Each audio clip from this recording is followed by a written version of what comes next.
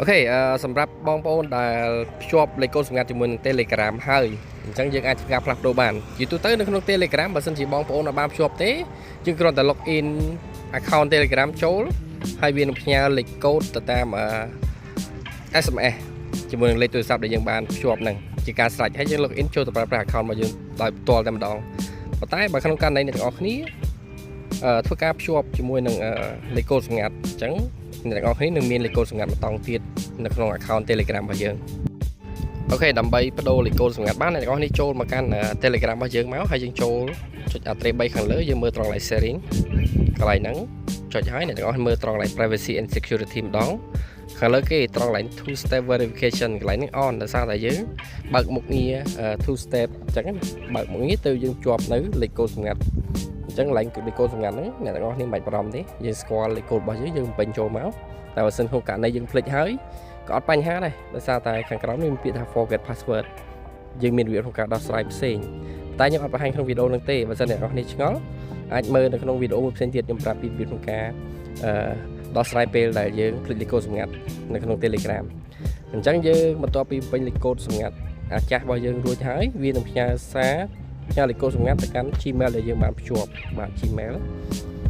នេះដែលខ្ញុំបានភ្ជាប់អញ្ចឹងយើងទៅមើលនៅក្នុង Gmail មួយហ្នឹងមកយកលេខកូដ6ខ្ទង់ដើម្បីបំពេញក្នុងប្រអប់ខាងក្រោមនេះអូខេឥឡូវយើងចូលទៅកាន់ Gmail របស់យើងបាទអញ្ចឹងនេះវាផ្ញើលេខកូដមកហើយ Telegram អញ្ចឹងយើង copy លេខ6ខ្ទង់នឹងមក copy រួចយើងចូលទៅកាន់Telegram របស់យើងវិញហើយយើង pass លេខកូដទាំងប៉ុន្មានហ្នឹងចូលមកក្នុងប្រអប់ហ្នឹងមក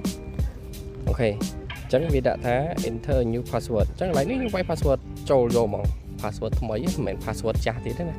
យើងយក password ថ្មីតែម្ដងហើយ password ហ្នឹងគឺអត់ទាមទារយើងវាយ secure ខ្លាំងពេកទេដាក់លេខក៏បានអក្សរសុទ្ធក៏បានដែរកន្លែងហ្នឹងអញ្ចឹងអ្នកទាំងគ្នាចង់ដាក់មិនក៏បានដែរកន្លែងហ្នឹងតែឲ្យចាំខ្លួនឯងដែរដាក់រួចយើង note ចូលនៅក្នុងកម្មវិធី note របស់យើងឬក៏กระดาษរបស់យើងទៅដើម្បីកុំឲ្យភ្លេចតើភ្លេចក៏អត់បញ្ហាដែរយើងមានវិធីក្នុងការដោះស្រាយទៀតអញ្ចឹងខ្ញុំសូមបំពេញលេខកូដរបស់ខ្ញុំចូលបន្តមកកន្លែងនេះ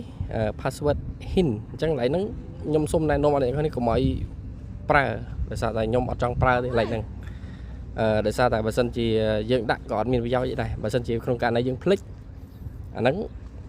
បាទអញ្ចឹងខ្ញុំអត់ដាក់ទេសម្រាប់ខ្ញុំគឺខ្ញុំ skip ឬក៏ខ្ញុំចុចសញ្ញាព្រួញទៅមុខតែម្ដងអញ្ចឹងខ្ញុំសុំណែនាំនេះខ្ញុំមិនដាក់ឡើងហ្នឹងទេណាបាទអត់ដាក់ឃើញទេក៏វាបញ្ជាក់ថា success ដែរអញ្ចឹង password យើងបានបដូររួចហើយអូខេរួចរាល់មានតែប៉ុណ្្នឹងទេហើយអ្នកទាំងអស់គ្នាអាចសាកល្បងធ្វើអាចសាកល្បងបដូរលេខកូដសម្ងាត់ដោយខ្លួនឯងនៅក្នុងទូរស័ព្ទនៅក្នុង account Telegram របស់អ្នកទាំងអស់គ្នាអញ្ចឹងយើងជួបគ្នាវីដេអូក្រោយទៀតបាយបាយ